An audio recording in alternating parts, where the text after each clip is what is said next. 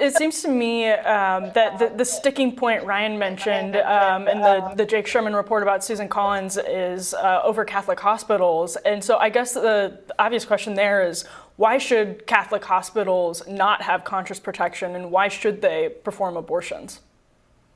Look, Susan Collins says she wants there to be a carve out for Catholic hospitals. She wants them to have the right to decide that the life of a fetus is more important than the life of the mother.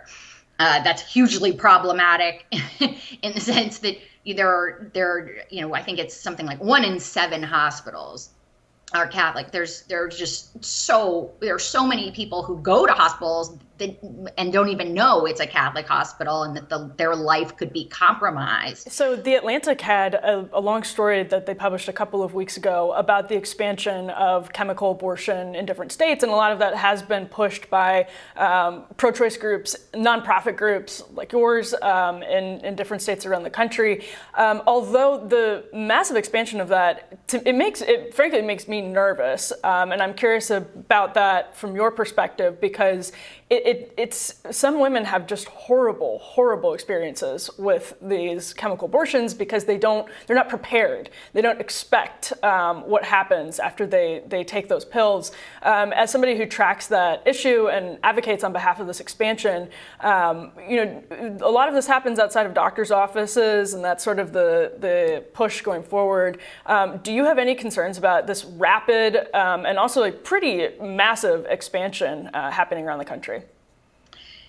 There is a massive expansion to create safe options for people, right? And part of making medical, a medical abortion available, a pill available, is that a chemical abortion pill is the education around what to expect, when to take it, right? Who can, right? And based on who you are, your profile, right, that you can be doing it with the guidance of practitioners, of people who are experienced, whether they're getting that through, a provider or a nurse practitioner. I mean, the expansion of telemedicine, I think, because of the pandemic, I think creates significantly more opportunities for people to get kind of the support that they need when they're pursuing that as an option where others are no longer available. So I just do have one more question about the clip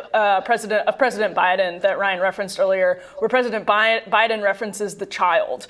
And this is a long-standing debate in the pro-choice movement about sort of rhetoric, how to refer. Do you just sort of openly say, if you think it's a child, you refer to it as a child? There's a Naomi Wolf essay from like 1995 where she talks about this.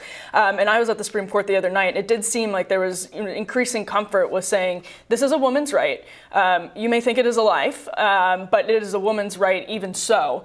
How have you seen that sort of shift, and where do you come down on that question of, when President Biden referred to a child? I think it's a strange thing to do, to refer to a fetus as a child. I think it's the question of whether we should, how we should think about or talk about what is true about, what's happening inside a woman's body when she's pregnant and the state of a fetus. It feels like a total distraction to me, because the bottom line is that the decision and the need to have an abortion varies. I mean, the reasons can be extremely complicated. They can come at very different stages.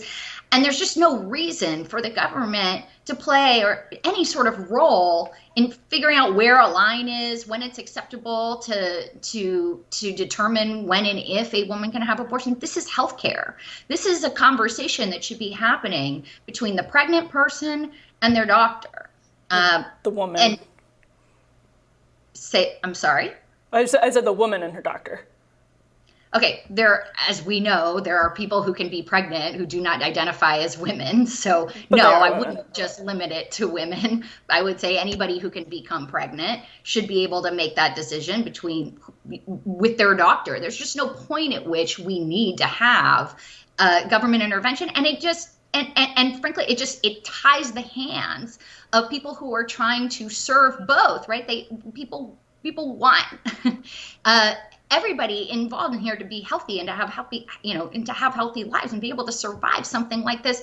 It's just unacceptable that we would want to put restrictions in place that could possibly lead to a pregnant person dying. That there's just no way to ground that in ethics. There's no way to ground that in anything that makes sense. So Plan B, most forms of birth control, contraception, would be criminalized in Louisiana, and they're also moving to involve the woman in the crime. Like she would be charged as well. So if you say that's a life, then okay, because the pill is gone. People can hold that belief if they'd like to. I still don't have any idea what that has to do with whether or not the government should be making laws about healthcare. That's my take on it.